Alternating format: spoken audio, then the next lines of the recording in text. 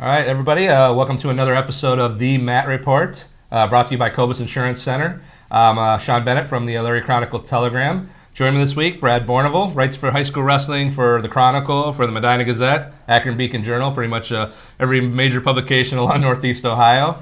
He's sitting in for Tim Alcorn, who is braving the elements in Arizona right now for Indian spring training. Never been to Arizona, but you've been out there. How tough is it with flip-flops and T-shirts every day? It's not tough at all. I mean, I love Arizona so much, I named my dog Sedona. So, I mean, it's one of the best places on earth. I'm sure he's really roughing it. Yes, yeah. So, all right, well, let's get into it. Our first segment every week is the top three performances, and let's start with Mike Casella of Wellington.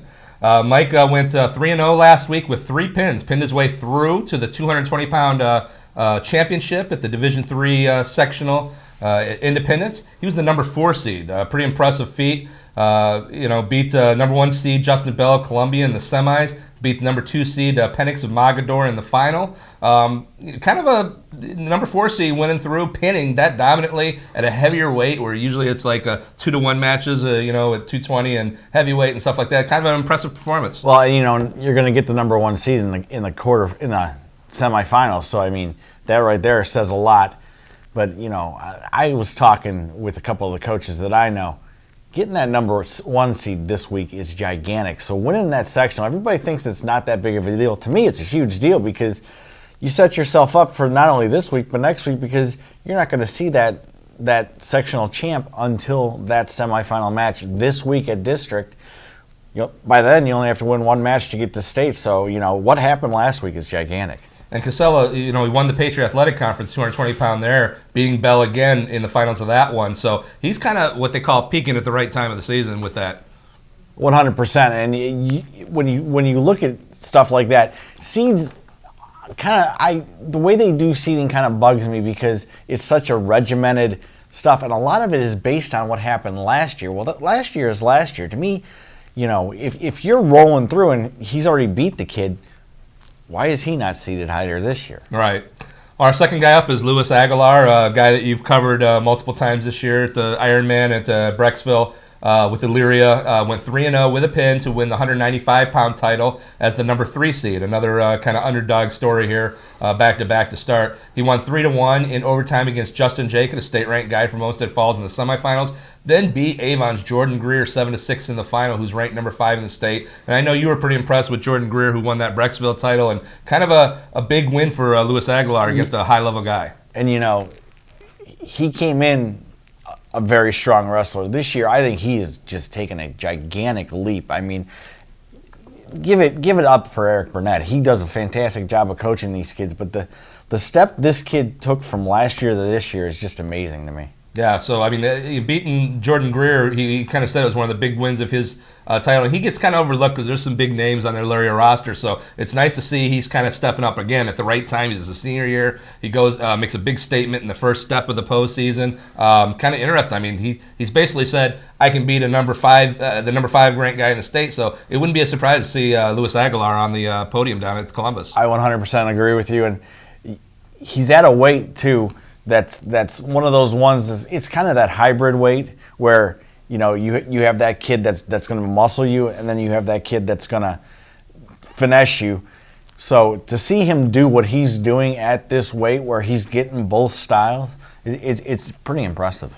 Our third top performer is Jake Evans of Elyria, another Elyria guy. Probably the most dominating performance of step 1 of the postseason in the sectionals. Went 3-0 with 3 pins to win the 170-pound title. He was the number 1 seed, so not unexpected. But he pinned Shane Swindig of North Ridgeville in 40 seconds in the quarterfinals. Pinned Aaron Endrizal in 37 seconds in the semis, and Dalton Diaz of North Olmsted in 1:17 in the final. So he's in and off that mat in under 2 periods total in 3 matches. And you think about that.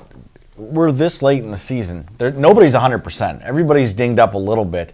So to get it in and off that mat, and then to basically, he's got 6 days where how long did he wrestle here? He wrestled about 2 minutes? Yeah. So to wrestle 2 minutes last Saturday and then have 6 days off before you have to wrestle again, I mean, that only can help as far as, getting the R&R before what's going to be an impossible Menor district. Yeah. All right, so that's our top 3 performers. Again, they're Mike Casella of Wellington, Luis Aguilar of Elyria, and Jake Evans of Elyria. We're on to the next segment, which is My Favorite Move. And this is brought to you by Century 21 Deanna Family Realty. This week, the My Favorite Move segment went out to Brookside. Got with Matt Thompson. He is doing kind of a variation of what he calls a variation on the lateral drop. He's a district qualifier, obviously, and that's one of the reasons we talked to him. But we'll kind of just run the video and let you guys kind of see his variation of the lateral drop. So, My Favorite Move, brought to you by Century 21 Deanna Family Realty. Hi, my name is Matt Thompson. I'm a senior from Brookside, and this is my variation of a let.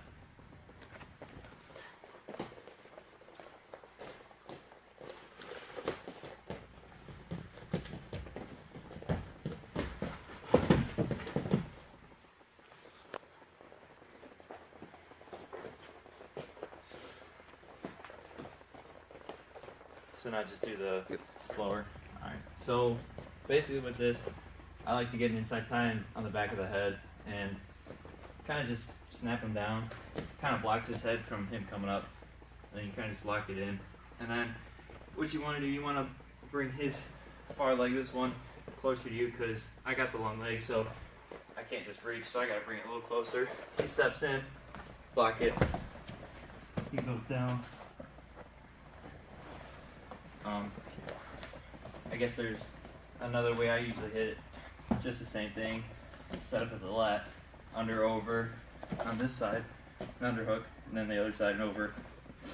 Just the same thing. Pull him into you. Turn it and kind of go down. It's one of the 2 ways I like to hit it.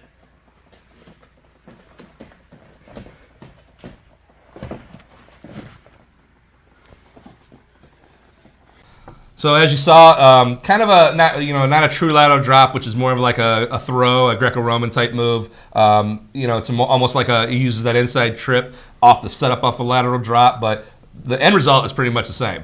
What I like about it is you see the head control. I mean, he brings him into him, so he's got him and can pretty much do whatever he wants. And like he was explaining to you, you don't want to reach out for that outside foot. So, in having the head control and being able to move him where he wanted, he actually brought him into the move. And like you said, it's more an inside trip, which is a fantastic move. And not only that, the way he does it, it completely sets up for the pin. I mean, if you're not going to get the pin, you probably should at least get some back points out of it. So it's a great move. Yeah, and I like the fact that he showed 2 variations with it from one side and from the other side. So great performance by Matt Thompson. We wish him all the best this week at the Division II district out at Norwalk. And again, that was brought to you by Century 21 Deanna Family Realty. Kind of nice this weekend. I was at the Westlake sectional and got to see both our sponsors out there, Mike Deanna of Century 21 Deanna Family Realty, Bob Kovas of Kovas Insurance Center. Both were in there taking in the wrestling. That's the great thing about it. These guys aren't just putting up advertising for the sport. They're there watching the sport. They love the sport, and that's why they kind of do it. So really appreciate that from our sponsors.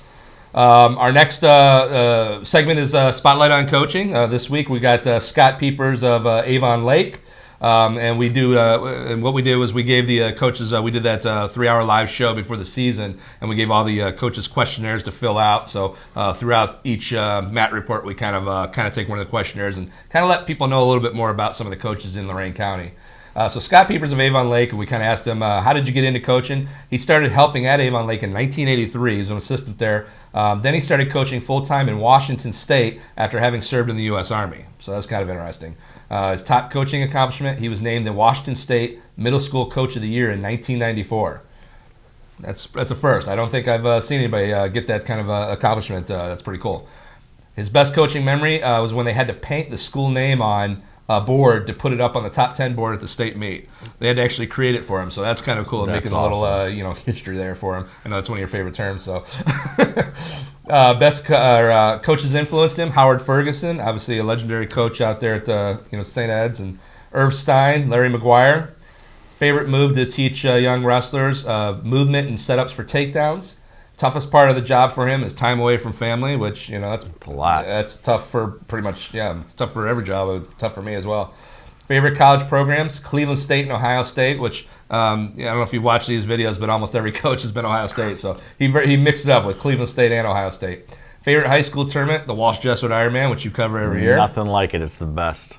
In his free time, he enjoys spending time in the outdoors, including working in his yard and in his garden. And we kind of said, name some fun fact about you that nobody knows. And he just simply put down, I'm pretty boring. So I thought that was kind of a fun, hilarious thing from Scott Peepers. So obviously, thanks for Scott filling that out. And that's our Spotlight on Coaching segment. All right, let's move into the final segment of the video, and that's our weekly trivia. And I've been kind of keeping themes on our trivia week to week. So we're going district tournament on this one. So first of all, let's start with our answer. Last week, we kind of talked about the sectional tournaments. And my question was, who were the 4 wrestlers who won Division II sectional championships last season? And it was kind of tricky because of the fact that there's 2 sectionals in Division II. We have all our Division I teams in Lorain County go to one site. All our Division III teams go to another site. And Division II gets split up into the Northwest. Vermilion goes to Sandusky for a 2-day tournament. They still do the 2-day sectionals there. And then everybody else went to Bay, or actually I think it was Brookside. I don't know. I can't remember last year for the other one. So the 4 wrestlers who won Division II sectional championships last season were Fireland's Peyton Bergdorf and Sean Lipscomb, Keystone's David McCullough, and Vermilion's Tyler Bath. And again, that's the kind of the tricky part, is that Tyler won his at one sectional and the other 3 won at another sectional. You've obviously seen a lot of these guys at state. Obviously, I think Peyton and Sean were down there last year. You did a good story on him his freshman year, and David McCullough as well. The good guys. What do you think about some of those past sectional champs? Those are great names, and you know what? You look at those names, and I always talk about this, especially Lipscomb. I think McCullough too. They went to Fargo, so wrestling doesn't just stop in March. It really continues on, and if you do the summer wrestling and you make sure that you go to everything and really make it your passion, you see what happens. These kids all have sectional championships or district championships as well. Some of them placed at state, and a lot of it is because of that extra work that they put in the summertime. Absolutely. All right, let's move on to this week's trivia, and it's, again, kind of a themed for the district tournaments. So we'll start with last week's district qualifiers. Lorain County had 32 district qualifiers in Division I, 18 in Division II, and 15 in Division III. So a pretty good run for the Lorain County athletes. Elyria led all county teams, surprise, surprise, with 11 district qualifiers. Avon was next with 9, and Keystone was third with 7. So good. All those teams got more than, or at least half their lineup into the second round. All right, this weekend's district tournaments include the Division I tournament at Mentor, the Division II tournament at Norwalk, and the Division III tournament at Garfield Heights. I'll be at the Division I at Mentor. You're going to be out at North Canton Hoover, correct? At North Canton Hoover with Brexville and Wadsworth, yeah. Yeah, some nationally ranked teams there. I've got 2 nationally ranked in St. Edward and Elyria, which pretty much was the same 2 at the Westlake sectional. So it's kind of adding on a few teams. But if you came out to the Westlake sectional, as you can imagine, there was really some high-level matches there. It was pretty much Eds and Elyria was, I think, in like 7 of the 14 weight classes. Probably going to see a lot of the same this time as well. So if you enjoyed what you saw last week, come out to Mentor as well. And same thing with Wadsworth, Brexville. There's some going to be great matches out at Hoover, which I think Brexville is joining. So there could be some good Brexville versus Wadsworth matchups. Yeah, by the end of it, by the semifinals, finals, it could turn into, like you said, like 7 of the 14. It could turn into a Brexville-Wadsworth duel. Duel meet, yeah. All right, so the question for next week, and this is going to be obviously again a district-themed question. Who are the 5 wrestlers from Lorain County who won district championships last season? That's our question, and our hint is 4 of the district champs came out of Division I. So write it down in the notes, under the posts. Please feel free to retweet or share, or whatever format you see this as well. And that's going to do it for the penultimate episode of the Matt Report. Next week, Tim Alcorn will be back. Probably a very tanned Tim Alcorn will be back for the season finale of the Matt Report. I want to thank, obviously, Brad for stepping in for this week's episode. Thanks, Steve Mannheim behind the camera. I'm Sean Bennett from the Elyria Chronicle Telegram, and we'll see you next week for the season finale of the Matt Report.